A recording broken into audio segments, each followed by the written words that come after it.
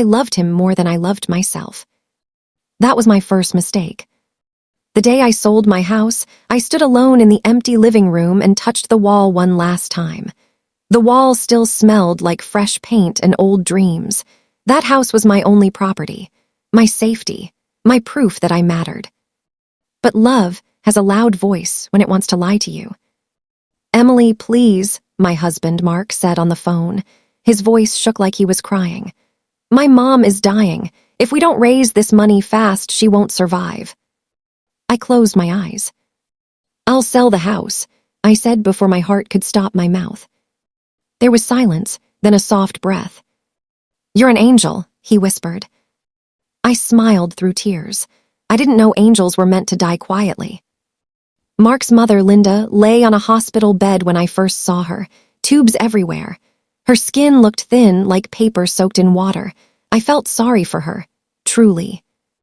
"You're a good wife," Linda said weakly, holding my hand. "Any woman who does this for her husband is rare." Mark squeezed my shoulder.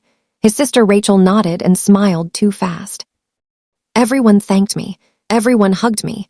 Everyone called me family. The house sold in 2 weeks. The money paid for the surgery, the treatment, the medicine. Linda healed. She walked again. She laughed again. She ate again. And that was when everything changed. The thank you stopped. The smiles grew tight. The whispers started. One night, I walked into the kitchen and heard Mark's voice from the living room. I froze. "She doesn't suspect anything," he said. Rachel laughed. "Of course she doesn't, she's too soft." My heart began to beat so hard it hurt. Linda's voice followed, calm, cold. "We need to act before she changes her mind or asks questions." Mark sighed. "Once everything is done, we won't have to pretend anymore." Pretend. My legs shook. I leaned against the wall so I wouldn't fall. Rachel said, "Accidents happen every day. People slip. Cars fail. Doctors make mistakes." Linda replied, "Just make sure it looks clean." The room went quiet. I covered my mouth so my breathing wouldn't betray me.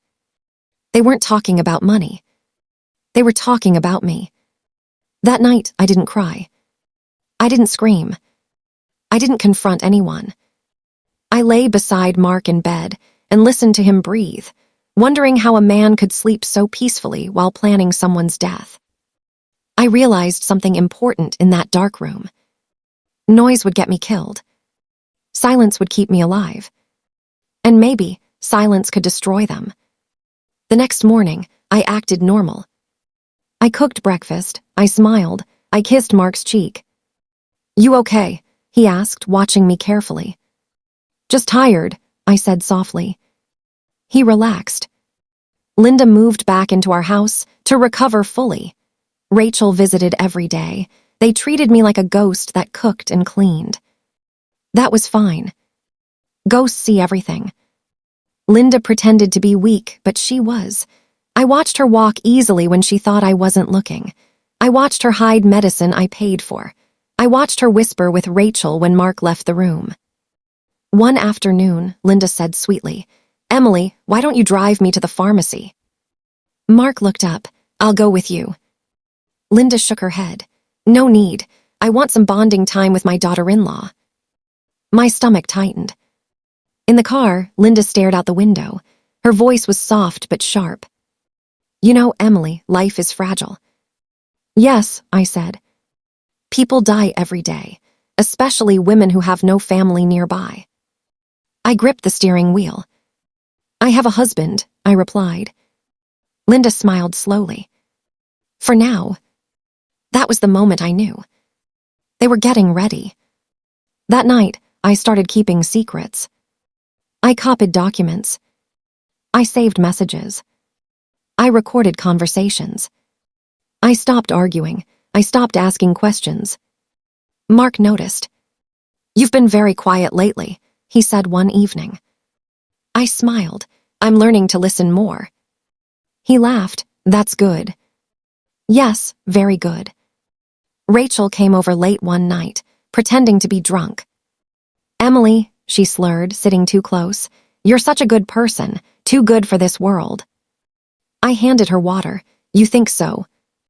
She leaned in and whispered, good people don't last long. I smiled back, neither do bad plans. She frowned. What? Nothing, I said. Drink your water. A week later, Mark told me we were taking a short trip. Just us, he said. A getaway, you deserve it. My heart went cold. Where? I asked. He named a quiet town far from the city. No friends, no family. I nodded slowly. That sounds nice. Inside, I was counting days. Because by then, I had already sent copies of everything to someone who would never stay silent.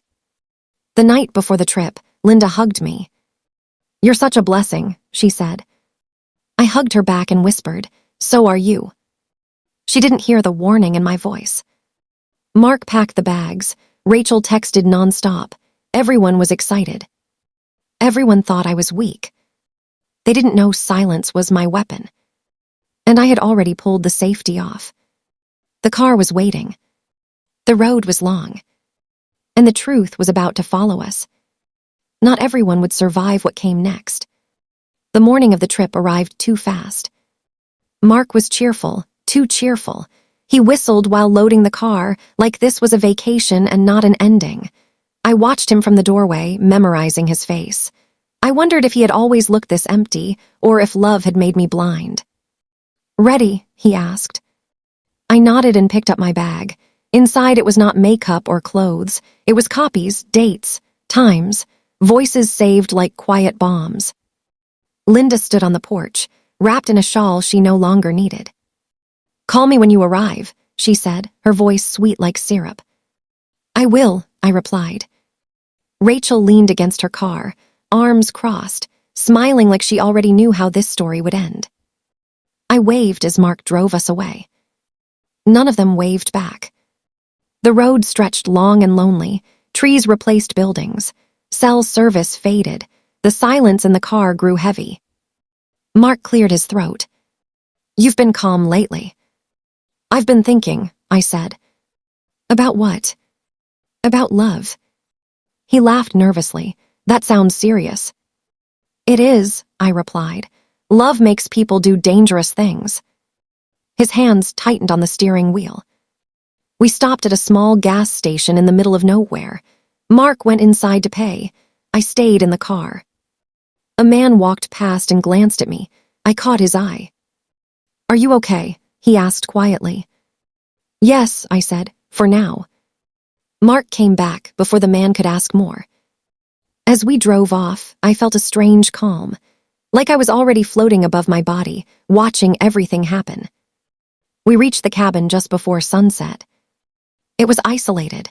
No neighbors, no noise, just trees and a narrow dirt road leading in and out. Mark unlocked the door and stepped aside. After you. I smiled politely and walked in.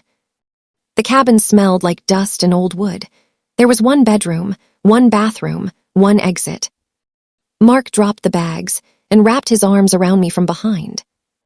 You trust me, right? He whispered. I swallowed. Of course. He kissed my neck. His lips felt cold. That night, I couldn't sleep. Mark lay beside me, pretending to snore. I pretended to be asleep too. At some point, he slipped out of bed. I opened my eyes and listened. The sound of drawers opening, metal clicking softly. My heart began to race. I rolled slowly onto my side and watched him through half-closed eyes. He was holding something.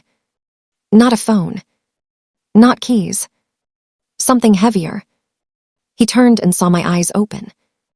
You scared me, he said quickly, forcing a smile. Sorry, I replied. Bad dream. He relaxed and placed the object back in the drawer. Try to sleep. I nodded and closed my eyes again. This time, I didn't pretend. I waited. An hour later, his phone buzzed. He checked it, then quietly typed a reply. I had memorized his habits. When he lied, he breathed slower. I rolled over. Who's texting this late? He flinched. Rachel, She worries too much. I smiled faintly. Tell her not to. He nodded and turned away. I stared at the ceiling and counted my breaths. 1, 2, 3. If I panicked now, I'd die. Morning came with fog. Mark suggested a hike. Fresh air will do you good, he said. I tied my shoes slowly. That sounds perfect. We walked deep into the woods. The path grew narrow. The trees closed in like walls. Mark stopped suddenly. Emily, he said quietly. Yes. I'm sorry. That word almost broke me. For what? I asked. For things you don't understand. I looked at him fully then. I understand more than you think. His face changed. Fear flickered in his eyes. Before he could speak, a loud noise echoed through the woods. A voice shouted, "Police, don't move." Mark froze. His face drained of color. Men stepped out from behind the trees, not hikers, not tourists. Uniforms. One officer grabbed Mark's arm and twisted it behind his back. What is this? Mark shouted. Emily, tell them. I stepped back slowly. My name is Emily, I said calmly, and I've been cooperating for weeks. Mark stared at me like I was a stranger. You what? I stayed silent, I continued, my voice steady, because silence makes people careless. An officer read Mark his rights. He screamed my name as they dragged him away. I didn't answer. Later, at the station, my phone buzzed nonstop. Linda. Rachel. Missed calls, messages piling up. One text stood out. You ruined everything. I smiled for the first time in weeks. But this wasn't over. Not even close. Because Mark hadn't acted alone. And the real truth, the one that could bury all of them, had not been spoken yet. I leaned back in the chair, closed my eyes, and waited. Silence was still my weapon. And I was ready to use it again. The room smelled like old paper and cold coffee. I sat alone, my hands folded on the table, waiting. A single camera blinked in the corner. I didn't look at it. I had learned that looking calm made people uncomfortable. The door opened. A woman walked in, mid-40s, sharp eyes, tired face. I'm Detective Sarah Collins, she said. You did the right thing coming to us. I didn't come, I replied. I waited. She nodded slowly and sat across from me. Tell me again why you waited. I looked at my hands. Because when people think you're weak, they talk freely. She pressed record. Mark was in the next room. I could hear him yelling. I didn't do anything. She's lying. His voice cracked on my name. I didn't flinch. Detective Collins slid a folder toward me. We found the messages you sent, the recordings, the documents. Did you listen to everything? I asked. Yes, she said, including the one where his mother says, make sure she doesn't leave the cabin alive. My chest tightened. Hearing it out loud hurt more than I expected. They brought Linda in that afternoon. She didn't look sick anymore. She didn't look weak. She looked angry. She saw me through the glass and froze. Her lips moved. You. I smiled softly. Rachel came next. She tried to cry, tried to scream, tried to blame Mark. But the messages didn't lie. Plans, dates, locations. Even jokes. That part hurt the most. Late that night, Detective Collins returned. There's something you should know, she said carefully. Mark is talking. I raised an eyebrow. He always does when he's scared. She hesitated. He says, you weren't the only plan. My heart skipped. What do you mean? He says the property was just the beginning. Mark had told them everything. How Linda never planned to pay me back. How Rachel searched online for ways to make deaths look accidental. How they talked about me like I was already gone. But then he said something worse. He claims, the detective continued, that you signed more than you knew. I felt cold. What did I sign? She slid another paper toward me. A photocopy. My signature stared back at me. Under words I had never read. My hands shook for the first time. This was added after, I whispered. That's what we believe, she said. Forgery, fraud, but Emily, there's more. I looked up. They were moving assets, slowly, quietly. Everything was being placed under Linda's name. My house. My savings. My future. All of it. I laughed. It came out sharp and sudden. I lost my property for love, I said, and they still wanted my life. Detective Collins didn't smile. They underestimated you. No, I corrected. They counted on me. They let me go home the next day. Not our home. Just home. Linda's things were still everywhere. Pictures on the walls, her fake flowers, her crosses. I stood in the doorway and felt something strange. Relief. And anger. That night my phone rang. Unknown number. I answered. Silence. Then breathing. Emily, Linda's voice whispered, you think this is over? I closed my eyes.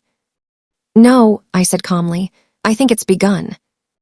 She laughed softly. You have no idea what you've done. I do, I replied. I finally chose myself. She hung up. The next day, a package arrived. No return address. Inside was a photo. Me. At the cabin. Asleep. Taken from the doorway. My blood ran cold. Someone had been watching me. Someone who was Mark. I took the photo to Detective Collins. Her jaw tightened. This wasn't in the evidence, she said, which means. They didn't tell you everything, I finished. She nodded. Stay alert, she said, and don't be alone.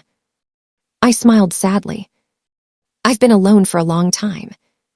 That night I couldn't sleep. Every sound felt louder, every shadow moved. At 2:13 a.m. my phone buzzed. A text. From Mark's number. I tried to stop them. I stared at the screen. Then another message. Rachel has a backup plan. My fingers hovered. What plan? I typed. The dots appeared. Then disappeared. Then nothing. The next morning, the news broke. Linda had collapsed in her holding cell. Heart attack. They said it was stress. They said it was age. They said it was sudden. I didn't believe in sudden anymore. Rachel disappeared that same day. No calls. No messages. No trace. Detective Collins called me. We can't find her. She said, and that worries me. It should, I replied. She doesn't run unless she's ready. That evening, I sat alone in my living room. Lights off. Curtains open. Waiting. The doorbell rang. Once. I didn't move. It rang again. Then a knock. Soft. Familiar. Emily, a woman's voice called. It's me. Rachel. My heart pounded, but my face stayed calm. I stood slowly. Walked to the door. And whispered back. I've been waiting. I didn't open the door right away. I stood there, breathing slowly, my hand resting against the wood like I could feel Rachel's pulse through it. My phone was already recording in my pocket. Old habit. Survival habit. Emily, Rachel said again, softer now. Please, I just want to talk. I almost laughed. Talk, I said through the door, like you talked about killing me. Silence. Then a shaky breath. You don't understand everything. Oh, I understand enough, I replied calmly. That's why you're outside and I'm still alive. Her voice cracked. They forced me. Linda planned everything. Mark was weak. Funny, I said. That's exactly what he said about you. She slid down the door, crying. I could hear it. Real fear this time. I have nothing left, she whispered. Help me. I leaned closer. I sold my property to save a life, I said quietly. You tried to end mine. We are not the same. Sirens grew louder in the distance. Rachel heard them too. Her breathing turned wild. You called the police. I smiled, even though she couldn't see it. No, I said. You called them the moment you knocked. She scrambled to her feet, but it was too late. Red and blue lights washed over the windows. Heavy footsteps ran up the path. Rachel screamed my name. I stayed silent. They took her away crying, fighting, shouting lies that fell apart the moment they touched the air. When the house went quiet again, I finally opened the door. Cold night air rushed in. I stepped outside and looked up at the sky. For the first time since I sold my home, since I chose love over safety, since I learned how close death had been, I felt something steady inside me. Not joy. Not peace. Strength. I had lost my property for love. I had uncovered their plan to kill me. And I survived because I stayed quiet long enough to hear the truth. Silence was my weapon. And it saved my life. Thanks for watching. Kindly drop your comment about this story. And please subscribe to this channel and on your notification for more interesting stories.